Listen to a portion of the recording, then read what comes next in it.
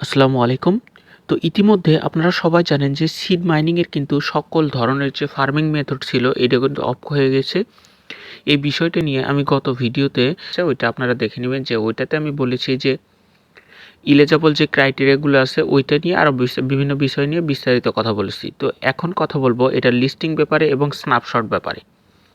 তো আজকে যে ডেটটা আমি প্রকাশ করব বা আজকে ডেটটা নিয়ে যে কথা বলবো এটা কিন্তু স্ন্যাপশটের ফাইনাল ডেট।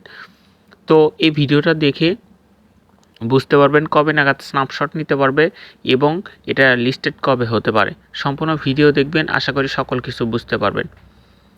তো এখানে দেখতে পাচ্ছেন সিডের কিন্তু সকল ধরনের ফার্মিং মেথড অফ হয়ে গেছে। এখন কিন্তু তারা স্ন্যাপশটের একটা অফিসিয়াল ডেট দিয়ে দিচ্ছে। তো এটা দেখার জন্য তাদের যে অফিসিয়াল কমিউনিটি এখানে চলে যাব।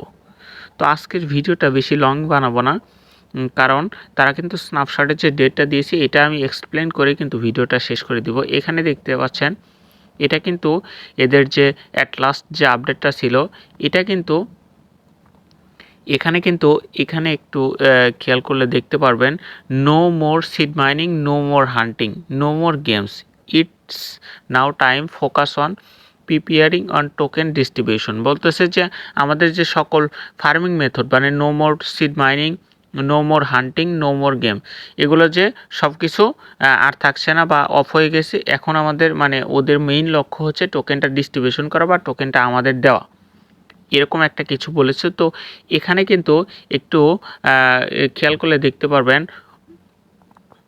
এখানে কিন্তু what's left to do while waiting, আমরা কিসের জন্য ওয়েটিং করছি, মানে stay active and complete as many task as possible, মানে বলতেছে যে অ্যাক্টিভ থাকেন এবং কমপ্লিট করেন যে যত টাস্ক এটা কমপ্লিট করেন। Every task counts on random, snapshot will be taken until January, মানে জানুয়ারি মাসের 23 তারিখে কিন্তু এটা স্ন্যাপশট নেবে। তারা কিন্তু এখানে অফিসিয়ালভাবে বলে দিয়েছে, এই যে এখানে একটু খেয়াল করলে দেখতে পারবেন। আর এটা কিন্তু তাদের যে অফিসিয়াল কমিউনিটি, এখানে কিন্তু যে নিউজটা দেওয়া হয় এটা কিন্তু একটা অথেন্টিক নিউজ। তো তারা কিন্তু তাদের অফিসিয়াল চ্যানেলে বলে দিল যে তারা কিন্তু স্ন্যাপশট নিয়ে নেবে। আর স্ন্যাপশট নেওয়ার পরে কিন্তু 2-1 দিনের মধ্যেই কিন্তু এখানে এই যে সিডের যে এখান থেকে যদি ইয়ারড্রপ অপশনে ক্লিক করে এই যে ইয়ারড্রপে এখানে কিন্তু এই যে এখানে কিন্তু স্ন্যাপশট নেওয়ার পরই এক্সচেঞ্জার নিয়ে আসবে। তো এখান থেকে আমাদের এক্সচেঞ্জার বাইন্ড করে কিন্তু আমরা আমাদের যে অ্যালোকেশনটা দেবে এটা কিন্তু আমরা ক্লেম করতে পারবো। তো আশা করা যায় এটা কিন্তু কয়েকটা ভালো ভালো এক্সচেঞ্জারে লিস্টেড হবে, সেক্ষেত্রে আমরা এখানে ভালো প্রফিট করতে পারবো।